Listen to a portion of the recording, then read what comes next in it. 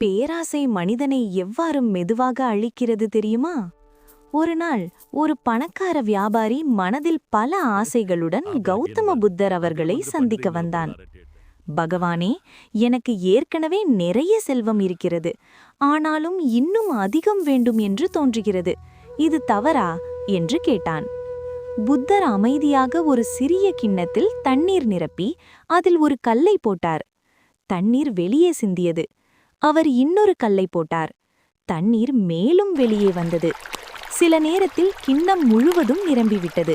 பின்னர் புத்தர் கேட்டார், இப்போது இதில் இன்னும் கல் போட முடியுமா?